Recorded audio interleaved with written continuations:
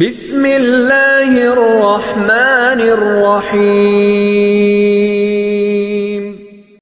جو نور، اجالے اور روشنیاں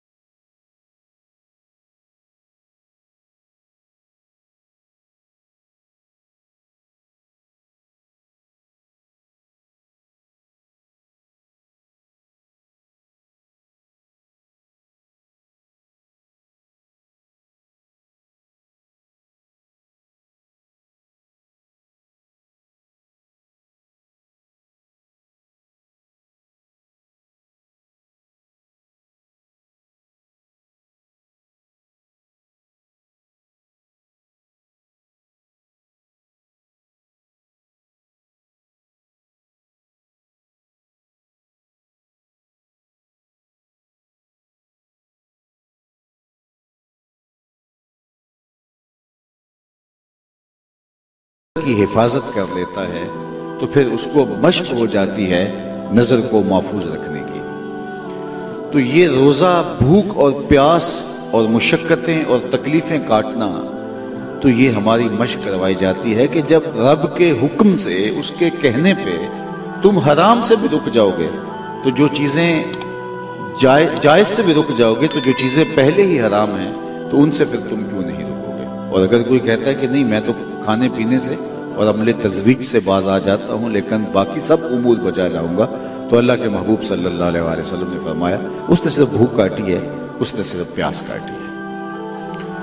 مقصد روزہ کو اسی آیت کریمہ کے آخر میں بیان فرمایا گیا، تمہارا رب تمہیں اس بھوک اور پیاس کے ذریعے سے کسی مقصود کے حصول کی طرف لے کے جانا چاہتا ہے، ورنہ ماہ صیام میں تو تمہارا رزق بڑھ جاتا ہے اور پھر مسلسل 15 گھنٹے 20 گھنٹے کم و بیش مختلف جگہوں پہ مختلف اس کے اوقات ہیں، اتنا دن اتنا وقت تم بھوک میں رہو اور پیاس میں رہو تو تمہارا رب کیسے گوارا کرے گا؟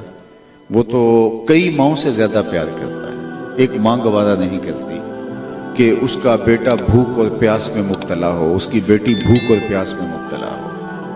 ماں تڑپ اٹھتی ہے جب وہ بلکتا ہے بچہ بھوک سے، اور ماں سارے کام چھوڑ کے اس کی غذائی ضرورتوں کو پورا کرتی ہے۔ تو جو مالک 70 ماؤں سے زیادہ پیار کرتا ہے وہ کیسے گوارا کرتا ہے کہ میرا بندہ بھوک بھی کاٹے اور میرا بندہ پیاس بھی کاٹے اور سب کچھ مجھے، جس کے لیے ماں دکھ تکلیفیں اذیتیں مصائب آلام سب کو جھیل لیتی ہے، بلکہ مائیں اپنی اولاد کا پیٹ پالنے کے لیے کسی کے گھر کے میلے برتن بھی صاف کرنے پڑے تو وہ بھی گریز نہیں کرتی۔ شہر میں آ کر پڑھنے والوں بھول گئے ہو کس کی ماں نے کتنا زیور بیچا ہے۔ مائیں اولاد کے لیے دکھ جھیلتی ہیں، تکلیفیں گوارا کرتی ہیں، مشقتوں سے گزرتی ہیں، غلامیاں کرتی ہیں لوگوں کی کہ اپنی اولاد کی ضرورتوں کی تکمیل کی جائے۔ اور وہ ماں جو اتنا پیار کرتی ہے، بیٹے کی آنکھ میں ایک آنسو گوارا نہیں کرتی، بیٹے کی ایک چیخ اس کے لیے سہانے روح بن جاتی ہے اور سارے کام کاج چھوڑ کے اس کو دودھ فراہم کرتی ہے۔ اسی ماں کا بیٹا بیمار ہو گیا اور وہ ڈاکٹر کے پاس لے گئی، اس نے جو علاج تجویز کیا اس میں ایک کڑوا سیرپ بھی تھا۔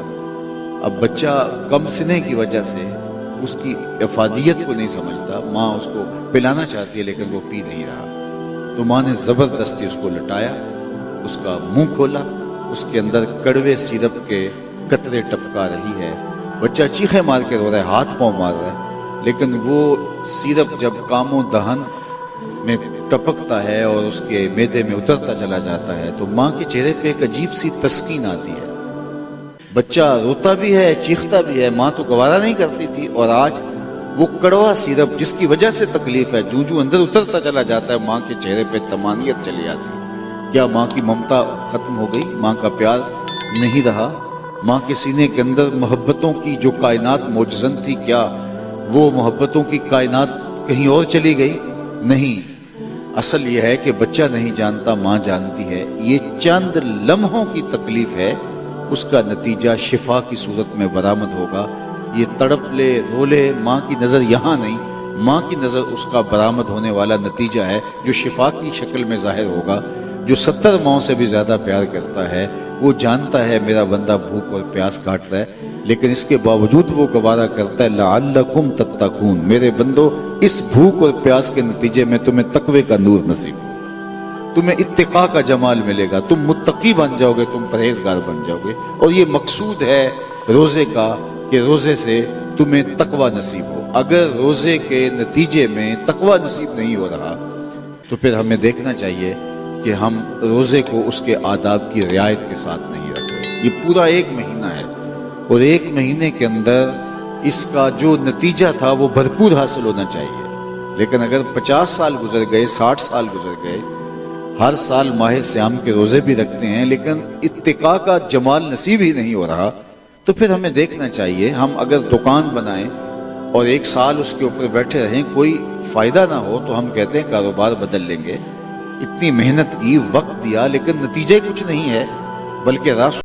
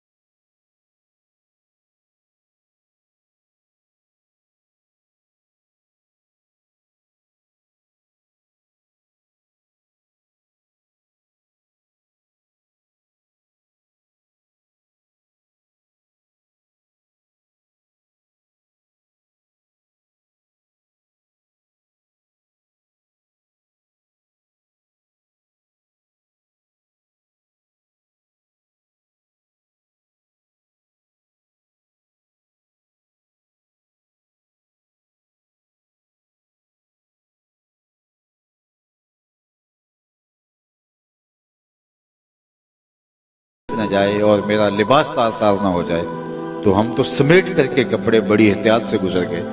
کالا فضا کا تقوی، کہا تقوی بھی یہی ہے، دنیا میں اس طرح رہو اور اس طرح دنیا سے گزرو کہ تمہارا دامن جو ہے وہ داغدار نہ ہونے پائے۔ اور صوفیہ فرماتے ہیں دنیا میں ایسے رہو جس طرح کشتی پانی میں رہتی ہے، پانی میں رہنے کے باوجود بھی پانی کو اپنے اندر نہیں آنے دیتی۔ کشتی پانی میں رہے تو خیر ہے، لیکن اگر پانی کشتی میں آ جائے تو کشتی کو لے ڈوبے گا۔ کہا تم دنیا میں رہو، دنیا تمہارے اندر نہ رہے۔ ابو نعیم الاصفہانی علیہ رحمہ 4 صدی کے مجدد اور محدث بھی ہیں، انہیں بڑی خوبصورت یہاں بات لکھی، من نظر الی الدنیا نظر الحب اخرج اللہ تعالی من قلبہ نور الیقین والزہد۔ جس نے دنیا کو محبت کا مرکز بنا لیا تو کہا کہ اس کی جو کم از کم سزا اس کو ملتی ہے، اللہ اس کے دل سے تقوی کے نور کو کھینچ لیتا ہے۔ اتقاء کا نور اس کو نصیب نہیں ہوتا کیونکہ اس نے مطمع نظر دنیا کو بنا لیا ہے۔ ہمارا دین ہمیں دنیا سے لا تعلقی کا درس ہمیں نہیں دیتا، بلکہ سادہ لفظوں میں یوں کہوں کہ ہمارا دین ہمیں ترک دنیا کا درس نہیں دیتا، غرق دنیا سے بچنے کا درس دیتا ہے۔ ہم تارک دنیا نہ ہو۔ اللہ کے محبوب کی خدمت میں ایک صاحب آئے اور وہ بہت زیادہ بیمار تھے، بلکہ حدیث پاک میں مبالغے کے طور پہ ان کی بیماری کو بیان کیا ہے کہ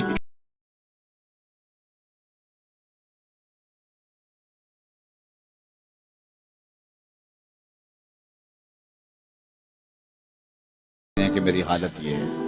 کیا دعا کی تھی؟ میں نے عرض کی مالک آخرت کے حصے کے دکھ بھی دنیا میں ڈال دے تاکہ میری آخرت صاف ہو جائے، میں یہی بھگت جاؤں، یہی گزارا کر جاؤں، یہی میرے سارے معاملے نپٹ جائیں۔ تو میں اللہ سے یہ دعا مانگی تھی اور بہت ساری بیماریاں، پریشانیاں، مصیبتیں، آلام انہوں نے مجھے گھیر لیا اور مجھے توڑ کے رکھ دیا، اور میری یہ حالت جو آپ کے سامنے ہے شاید اس دعا کی قبولیت کی وجہ سے۔ تو بظاہر تو بہت اچھی بات لگ رہی ہے کہ انہوں نے آخرت بچا لی، دنیا کی زندگی تو کٹ ہی جائے گی۔ وہ میر تقی میر نے کہا تھا وہ ریشموں کا مقاب میں سرمست ہیں، تو کیا ہوا، رات اس کی بھی کٹ گئی جو کہ اود تھا۔ برہنہ بدن تھا، کڑکتی سردی تھی اور اس کے بدن پہ لباس بھی پورا نہیں تھا، اور بخار سے جسم تپ بھی رہا تھا اور کوئی اس کو ریت پہ پھینک گیا۔ سردیوں کی لمبی رات بھی تو کہتے ہیں کہ آخر کٹ ہی جائے گی، جتنی بھی طویل کیوں نہ ہو، زندگی جتنی بھی دکھوں سے بھری ہو گزری جائے گی نا، وہ تو آخرت کی زندگی ہے جو نہیں ختم ہونے والی۔ تو بظاہر تو ایسا لگتا ہے کہ اس نے اپنی آخرت بچا لی، دنیا تو کٹ ہی جائے گی، لیکن حضور اس کی اس بات پہ خوش نہیں ہوئے جب اس نے کہا کہ میں نے دعا کی ہے کہ مالک آخرت تو میری، دنیا تو گزری جائے گی، جو تکلیفیں ہیں یہاں دنیا میں بھیج دے اور آخرت میری صاف ہو۔ تو حضور خوش نہیں ہوئے بلکہ فرمایا تو نے یہ کیوں کہا کہ آخرت کے حصے کے دکھ بھی دنیا پہ آ جائیں؟ تو نے یہ کیوں نہیں کہا ربنا آتنا فی الدنیا حسنۃ وفی الآخرۃ حسنہ، اللہ یہ جہاں بھی بہتر کر دے وہ جہاں بھی بہتر کر دے۔ تو مومن یہ زندگی گزارنے آیا ہے پاکیزہ اچھی زندگی، لیکن اگر وہ آخرت کو ترجیح نہ رکھے تو پھر خرابی ہے۔ مومن کی شان بیان کی گئی ہے اور اللہ تعالیٰ جل شانہ ہمیں یہ مزاج دیا، بل تؤثرون الحیات الدنیا والآخرۃ خیر وابقی۔ تمہارا عمومی مزاج کیا ہے جس کی قرآن نے نفی کی ہے کہ تم دنیا کی زندگی کو ترجیح دیتے ہو، یعنی ایک طرف دنیا ہے ایک طرف آخرت ہے، تمہاری ترجیح آخرت نہیں ہوگی، تمہاری ترجیح دنیا ہوگی، یہ غافل انسان کی زندگی۔ اور فرمایا والآخرۃ خیر وابقی، اور آخرت بہتر بھی ہے اور دائمی بھی ہے۔ بہتر کتنی اور دائمی کتنی، صرف 2 مثالیں عرض کروں گا۔ بہتر اتنی کہ اللہ کے محبوب نے فرمایا کہ اگر جنت میں کسی کو ایک کوڑا رکھنے کی جگہ مل جائے، ایک عصا رکھنے کی جگہ مل جائے، دنیا و ما فیہا سے زیادہ قیمتی ہے۔ 7 بر اعظموں پہ پھیلی ہوئی کائنات ایک طرف، اور وہاں جنت کی پراپرٹی ویلیو اللہ کے محبوب نے بیان فرمائی۔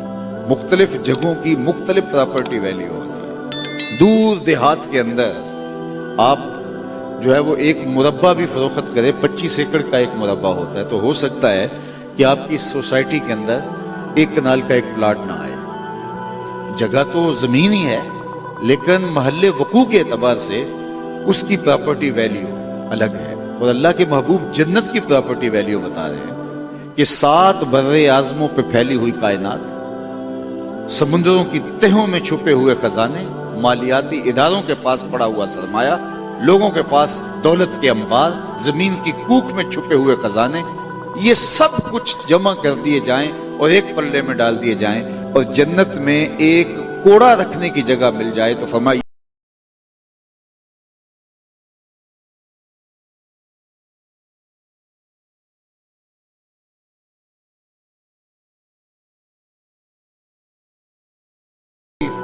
جو سب سے آخر میں جنت میں جائے گا جہنم کے رگڑے سہ سہ کے تکلیفیں سہ، بلکہ ایک حدیث میں آتا ہے حضور فرمایا میں اس شخص کا نام بھی جانتا ہوں جو سب سے آخر میں جنت میں جائے گا اور سب سے آخر میں جہنم سے نکالا جائے گا۔ جب اللہ کے حضور پیش ہوگا تو اللہ تعالیٰ اسے فرمائے گا کہ بتا تجھے کیا چاہیے، تو وہ کہے گا مالک مجھے یہ دے دے۔ اللہ فرمائے گا لکا ما تمنیتا، جو تو نے آرزو کی جا تجھے عطا کر دیا۔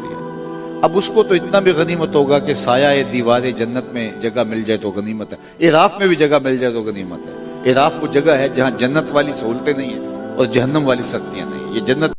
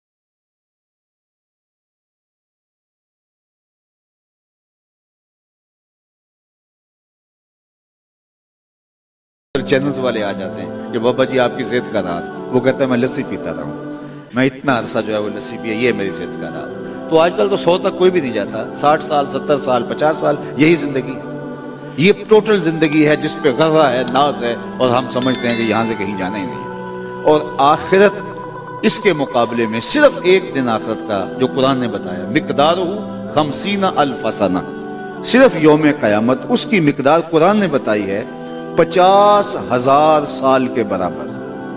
50 سال کے برابر نہیں، 50-100 سال کے برابر بھی نہیں، 50,000 سال کا ایک دن، اور یہاں ساری زندگی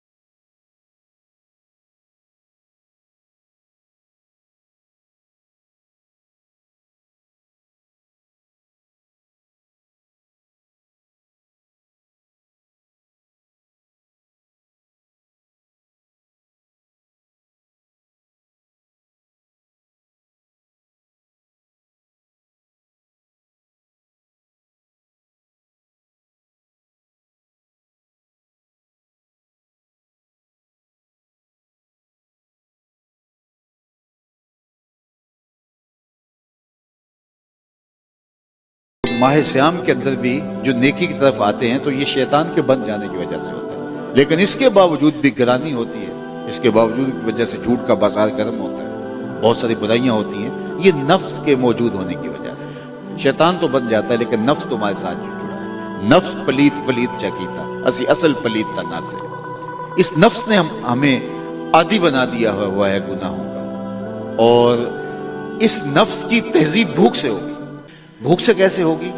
اللہ کے محبوب صلی اللہ علیہ وسلم نے فرمایا یا معاشر الشباب من استطاع منکم الباء فلیتزوج فإنه اغض للبصر واحسن للفرج فمن لم يستطع فعليه بالصوم فإنه له وجاء۔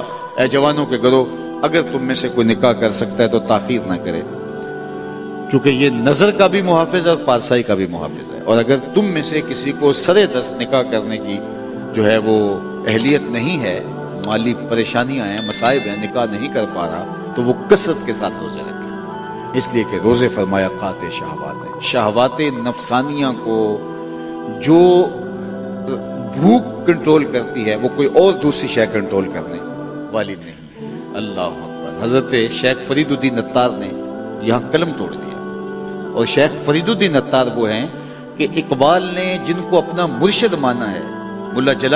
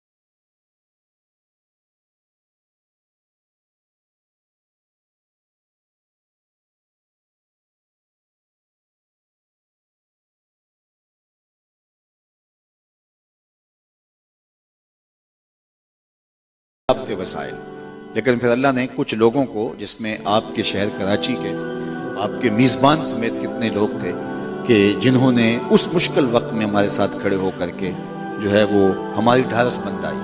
ہم ایک سست رفتار کے ساتھ آگے بڑھ رہے تھے تو انہوں نے اس رفتار کو تیز کر دیا، اور آج جہاں ہیں تو یہاں پہنچتے پہنچتے ہو سکتا ہے ہمیں مزید 5-6 سال مزید لگتے.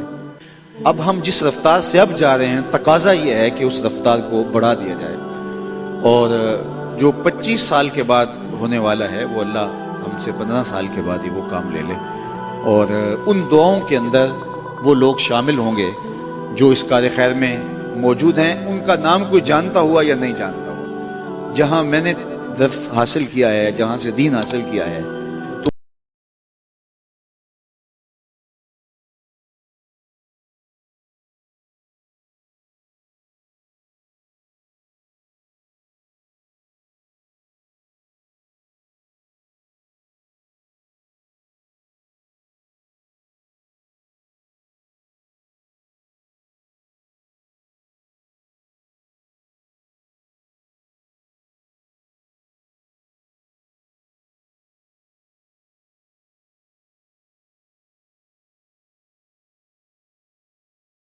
نتیجہ پیدا ہوا ہے، اس نتیجے کو دیکھیں اور ہر انداز سے دیکھیں. اور اگر آپ کو یہ لگے کہ یہ واقعی دین کا ایک وقی کام ہو رہا ہے تو میں آپ سے کہوں گا کہ آپ ہمارے ساتھ کھڑے ہوں. کام تو ہو جائے گا، لیکن ہم جو اس کام کے لیے وقت صرف کریں کہ پورا سال ہم فنڈنگ کرتے رہیں. ویسے ہماری کوشش ہوتی ہے، آپ نے نہیں دیکھا ہوگا کہ ہم اس کے لیے زیادہ کوئی تگ و تو اور تردد کرتے ہیں، بلکہ مرکز کے اندر بھی صرف رمضان المبارک کے مہینے کے اندر ہم جو ہے وہ اپیل کرتے ہیں، اور باقی بھی اپنے دوستوں کو ان ایام میں اور رمضان المبارک کے اندر جو ہے وہ ترغیب دیتے ہیں. تو میں سمجھتا ہوں کہ اگر جو ہے وہ آج آپ ہمارے ساتھ کھڑے ہو جاتے ہیں تو اس وقی کام میں، جہاں ہمارا کام جو ہمارا وقت جو ہے اس منصوبہ بندی میں یا وقت لگانے میں لگتا ہے وہ بھی تدریسی امور میں صرف ہوگا، تو اور کام جو ہے وہ تیز ہو جائے گا. میں یہ آپ کی ایئرپورٹ سے آتا ہوں تو کبھی جلدی ہو تو وہ جو کنویئر چل رہا ہو اس کے اوپر چلتا ہوں اور اس کے اوپر چلتا بھی ہوں ساتھ. تو جب خود بھی چلتا ہوں اور وہ بھی چل رہے ہو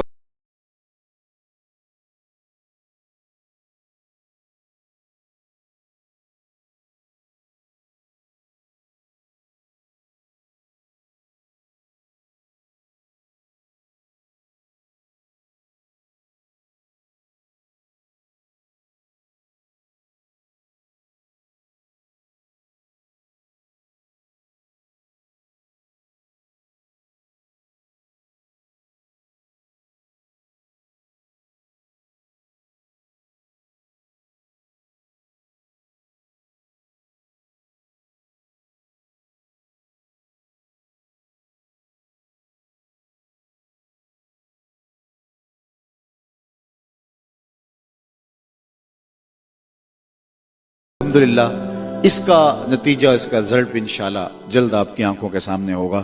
اور ملک کے طول و عرض کے اندر انشاءاللہ 70 مراکز کھڑے ہو چکے ہیں. ابھی عید کے بعد 4 نئے مراکز جو ہے وہ آپریشنل ہوں گے، تو یہ سلسلہ آگے بڑھتا چلا جائے گا. اگر ہم اس رفتار کو بڑھانا چاہیں تو بہت تیز بھی ہو سکتی ہے، لیکن ہمارے پنجابی میں کہتے ہیں سہج پکے سو میٹھا ہو، اس لیے ہم تھوڑا جو ہے وہ اس کے معیار پر کمپرومائز نہیں کرتے، اور ہم رفتار کو سست ضرور رکھا ہے. لیکن انشاءاللہ جو جب ضربیں لگتی ہیں تو پھر ہنسا آگے بڑھتا ہے، 2 سے 4، 8، 16، 32، 64، 128، 256 کہاں تک چلا جاتا ہے. تو اب دیکھیے وہ کتنی تیزی سے پھر آگے بڑھتا ہے. تو یہ کام اپنے حجم کے اعتبار سے انشاءاللہ بہت آگے جائے گا. تو آپ ابتدائی لوگوں کے اندر شامل ہو کے اس میں اپنے حصے کو شامل کریں. اللہ مجھے